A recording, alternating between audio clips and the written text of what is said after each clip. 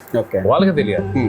ఆయనకు ఈయనకు పొంతన్న పెట్టుకోవడం అనేది ఏమాత్రం ఆయన అంటే కరెక్ట్ కాదంట. కరెక్ట్ ఏమాట 100% కరెక్ట్. అంటే ఈయన రూట్ వేరు. అది కాదు సార్, జన సైనికులే కొంతమంది బాధపడుతున్నట్లుగా చూపించడం జరిగింది అన్నాడు సోషల్ మీడియాలో.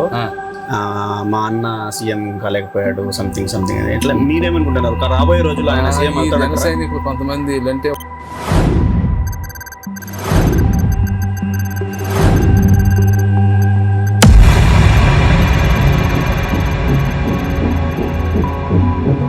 ఫ్రెండ్స్ ఎలా ఉన్నారు? అందరు బాగున్నారా? మన మాస్ మీడియా తరపున మరొకసారి మీ అందరికీ పండుగ శుభాకాంక్షలు తెలియజేస్తూ, అలాగే మాస్తో ముఖాముఖి కార్యక్రమం చాలా రోజుల తర్వాత మన పత్తి సుబ్బరాయుడు గారి దగ్గరికి రావడం జరిగిందనమాట. ఏమాత్రం ఆలస్యం చేయకుండా ఆయనను కదిలించడానికి మరో ప్రశ్నతో వచ్చేసాను. వెల్కమ్ చెప్పేద్దాం. నమస్కారం సార్. నమస్తే మస్తాన్ గారు. Welcome to mass media again, మాస్తో ముఖాముఖి.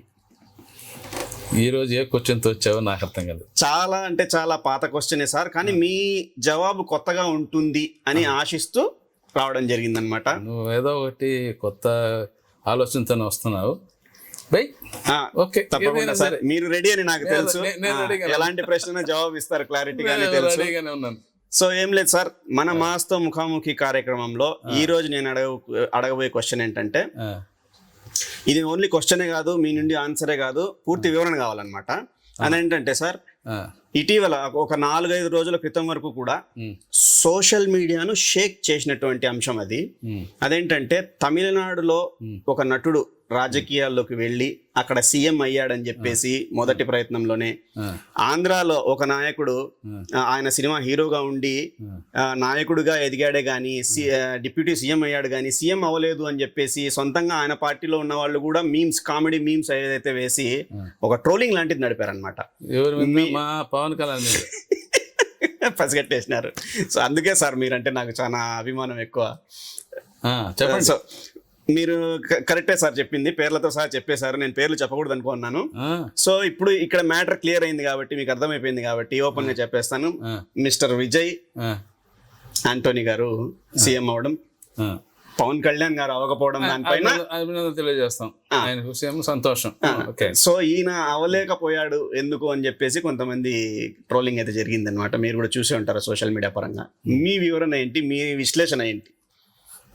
మీరేమంటారు అసలు ఈ అంశం పైన? ఏదో షేక్ ఏందంటున్నావు, షేక్ లేదు, నా తొక్క లేదు.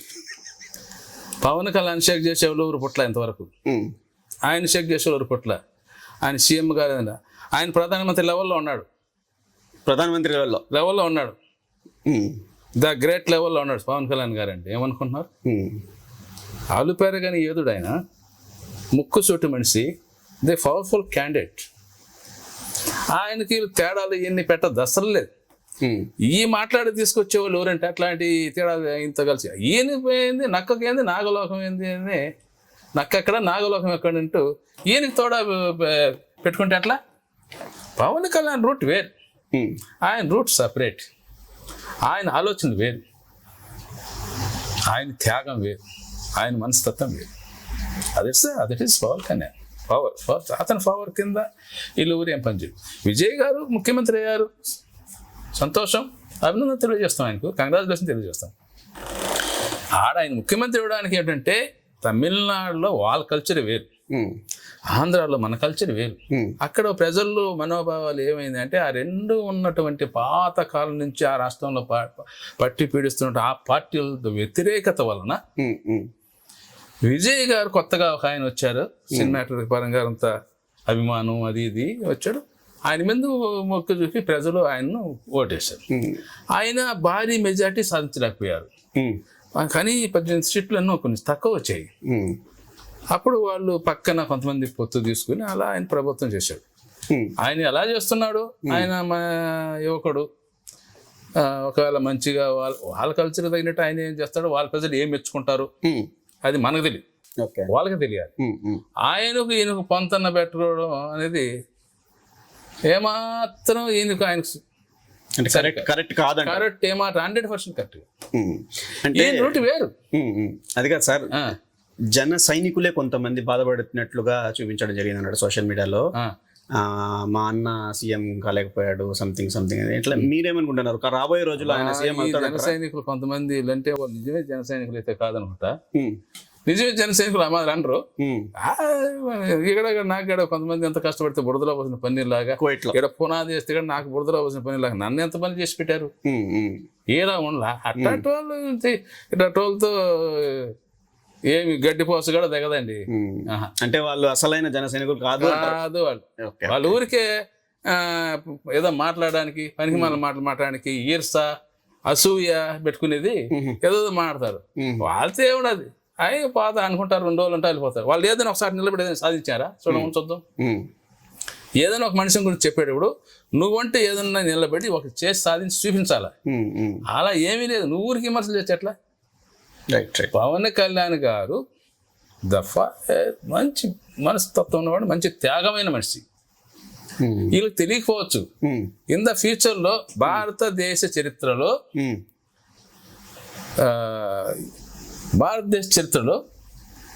ఎన్నో రాష్ట్రాలు, అన్ని రాష్ట్రాల వల్ల కూడా ఈ పవన్ కళ్యాణ్ యొక్క గొప్పతనాన్ని ఎంతో మంది గ్రహించారు. అది గ్రహించారు. అతనికంటే ఎక్కడ పోయినా పెద్ద రెస్పెక్ట్ ఉంది. ఆయన ఇప్పుడు ముఖ్యమంత్రిగా ఇంకా ఆయన కోరుకోవాలని ఇవన్నీ ఇంకా ఆలోచన అస్సలు ఆయనకు ప్రశ్నించడానికే చేయాలి, ఏమి వద్దు అనేసి అనుకున్నారు. మొన్న ఎక్కువ స్థానాలు కూడా వద్దు అనుకున్నాం, ఒక 21 మెంబర్స్ ఏమో అంతవరకే పోటీ చేస్తాం, ఎక్కువ వద్దు మనకి ఎక్కువ ఇవన్నీ వద్దు. కానీ ప్రస్తుతం ఉన్న రాష్ట్రంలో ఉన్న సమస్యలకు ప్రభుత్వాన్ని ప్రజల యొక్క చాలా నష్టపోయినాం. రాష్ట్రం విడిపోవడం చాలా నష్టం, దాన్ని ఏమి అభివృద్ధి జరగలేదు. మనం ఏదో ఒక పార్టీకి మనకు అనుకూలించిన పార్టీకి సపోర్ట్ చేసి ప్రభుత్వాన్ని నిలబెడదాము, రాష్ట్రాన్ని కాపాడదామనే విషయంలో ఆయన సపోర్ట్ చేసి చేస్తున్నాడు అంతే. అంత మాత్రాన ఈయనకు పోటీలు పెట్టిన అదేం అవసరం అసలు? వాళ్ళు మనకు రాష్ట్రానికి వాళ్ళకి అసలు ఎలాంటి డిఫరెంట్ అసలు దాని గురించి అసలు వచ్చినే కాదు. ఈ పనికి మళ్ళీ వాళ్ళ ఊరికి అల్లరి చేస్తారు, సాఫ్ట్వేర్ మీద అల్లరి చేస్తారు, వాళ్ళ గురించి ఏం లేదు, గడ్డి పోసగా దిగదు. కానీ ఒకటి గుర్తుపెట్టుకో, ఏంటి సార్, పవన్ కళ్యాణ్ గారు ఈ దేశ చరిత్రలో, రాష్ట్ర చరిత్రలో కాదు దేశ చరిత్రలో కూడా ఒక బలమైన నాయకుడు. బలమైన నాయకుడుగా అవుతాడు. ఏమో విధంగా అవుతాడు నాకే తెలియదు. నేను కొన్ని సందర్భాల్లో రాబోయే కాలం అయిన భారత ప్రధానమంత్రి కావచ్చు అని కూడా ఇంతకుముందు చెప్పుండా నేను.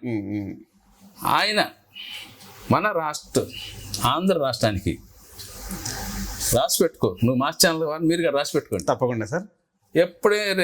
ఎప్పుడో నాకు అంటే నాకు తెలియదు, ఇంకా సమయం రోజులు అనేది తెలియదు, సమయం చెప్పలేను. 5 ఏళ్ళ లేకపోతే 10 ఏళ్ళ నేను చెప్పలేను, సమయం చెప్పలేను. మేబీ ఎంతో దగ్గరలోని ఆంధ్ర రాష్ట్ర ముఖ్యమంత్రిగా పవన్ కళ్యాణ్ గారు అవుతారు. సువర్ణాక్షరాలతో లిఖింపబడినట్లు ఆయన రాష్ట్ర ముఖ్యమంత్రి అవడం ఖాయం. వింటున్నారు కదా ఫ్రెండ్స్, మాస్ మీడియా ప్రేక్షకులు కాకుండా ఇంకా ఎవరైనా ఈ వీడియో చూస్తూ ఉంటే మీరు పత్తి సుబ్బరాయుడు గారు చెప్పినటువంటి ఏదైతే సువర్ణాక్షరాలతో అంటున్నారో ఆ వాక్యాలతో మీరు ఏకీభవిస్తున్నారా లేదా అనేది లైక్ కొట్టి షేర్ చేసి కామెంట్ రూపంలో నాకు తెలియజేయండి. మీరు ఎస్ అయితే ఎస్ అని, నో అయితే నో అనేది కామెంట్ రూపంలో తప్పకుండా తెలియజేయండి. ఓకే. సో సార్, మీరు సువర్ణాక్షరాలతో అని చెప్పేటప్పుడు మీ కళ్ళల్లో ఒక చమక్ అనేది కనిపించింది అనమాట. ఆయన కాలం గడిచే కొద్దీ ఆయన మైండ్ పదును పెట్టుకుంటూ పోతున్నాడు పవన్ కళ్యాణ్ గారు. కత్తికి పదును పెట్టుకున్నట్టు అట్లా ఆయన మైండ్కు పదును పెట్టుకుంటూ పోతున్నాడు. ఇంకా ఏం చూద్దాం, ఇంకేం జరుగుతుంది, ఇంకా ఏం అనేది అనుభవాన్ని, అపారమైన అనుభవాన్ని సంపాదించుకుంటున్నాడు. ఆ అనుభవం సంపాదించుకున్న తర్వాత ఆయన సీఎం అయితే ప్రజలు ఏమన్నా 1% ఊహించారు, 100% ఆయన చేస్తాడు, చేయగలుగుతాడు, అంత ఆలోచన ఉంటున్నాడు. అందుకే నేను ఒకటి చెప్పాను ఒక విషయంలో, ఆయన పవన్ కళ్యాణ్ గారు అనుమతిస్తే మాకేం పదవులు అవసరం లేదు, రాష్ట్రంలో ఏముంది సమాచారం, టీవీ ఛానల్ వాళ్ళకి కూడా అంతుపట్టిన సమాచారం నేను తీసుకొస్తాను. ఇంతకుముందు కూడా ఒకసారి తీసుకొచ్చి ఆయనకి ఇస్తా. నేను ఒక్కొక్క నియోజకవర్గంలో ఒక బుక్ ఇస్తా, నా స్వయంగా నా చేత్తను రాసి ఒక రిపోర్ట్ తీసుకొచ్చి ఆయన ఇస్తా. బిఫోర్ ఎలక్షన్ 2 yearsలో నేను ఒక 1 year అయినా సరే ముందు ఇండియాకి వెళ్ళిపోయి ఆయన అనుమతిస్తే నేను ఈ పని చేసి పెడతాను. ఇంతకుముందు అన్నయ్య చిరంజీవిగా చెప్పా మా చేస్తానని ఫ్యాంటాస్టిక్ అని నా భుజంగా చేసి తట్టాడు ఆయన. ఎందుకంటే ఆ పార్టీ యూనిటీ నేను ప్రజారాజ్యం ఉండేవాడిని. మీకు తెలుసు నన్ను అందరూ అప్పుడు ప్రజారాజ్యం పత్తి సుబ్బరాయుడు గారు, ప్రజారాజ్యం సుబ్బరాయుడు, ప్రజారాజ్యం పత్తి సుబ్బరాయుడు అంటే అంతా వచ్చారు. అలాగే నేను ప్రజారాజ్యం లేదు. మనను ప్రజలు ఇప్పుడు కూడా చాలా వరకు అన్నా ప్రజారాజ్యం సుబ్బరాయుడు గారు అంటారు. కరెక్ట్. అది వాళ్ళు మర్చిపోలే. మనం ఆ రోజు వెబ్సైట్, టీవీలు, అన్ని డిస్ట్రిక్ట్ పేపర్లు, దాంట్లో వెబ్సైట్ వేసి నెంబర్లు వేసి పెట్టేస్తే వాళ్ళందరూ ప్రతి ఒక్కరు వెబ్సైట్ చూసి ఆ పాటలు ప్రచారంలో ఆయన చేసిన పాటలన్నీ వింటూ ప్రచారానికి చాలా తోడ్పడ్డాయి. కాబట్టి పవన్ కళ్యాణ్ గారి గురించి తెలియని వాళ్ళు అనుకునే మూర్ఖులు ఏదో మాట్లాడతారు. Nothing question. దీని గురించి పెద్ద వాళ్ళని గురించి పట్టుకోవాలి సార్. ప్రతి ఒక్కరు జనసేన నాయకులు మనం ఎప్పుడు కూడా మీరు ఓకే పవన్ కళ్యాణ్ వెంటన నడవండి. ఆయన ఏమీ ఏదో ఇప్పుడు ఉన్నారని చెప్పేసి మీరేమన్నా అనుకుంటారేమో. ఆయన వెనకలనే ఉండాలి.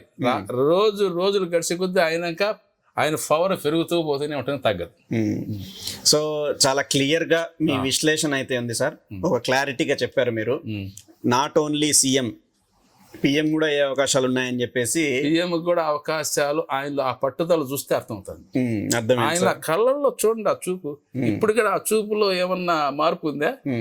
ఏడన్నా చూస్తాడు అంటాడు, చిరుతపుల్లాగా ఇట్లా అంటాడు ఆయన కళ్ళల్లో. అది చూడండి, ఆ దాంట్లో ఉండే ఆ చూపు ఉన్న మనిషి ఏమైనా చేయగలుగుతాడు. ఒక్కటే గుర్తుపెట్టుకోవాలి. అట్లా చూస్తాడు చూసావా, ఆ మనిషి అబద్ధాలు చెప్పడు, ఆ మనిషి ద్రోహం చేయడు, ఆ మనిషి అవినీతికి పాల్పడడు, ముక్కు చెట్టు మనిషి.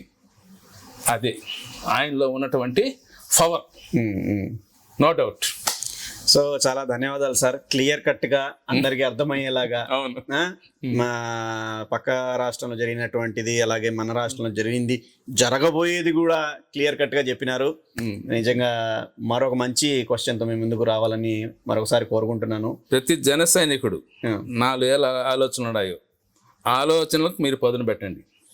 ఆయనకు పవన్ కళ్యాణ్ గారికి సపోర్ట్ గా నిలబడి, youth of the nation, fight for the nation, support for Janasena, support for Pawan Kalyan, vote for Janasena.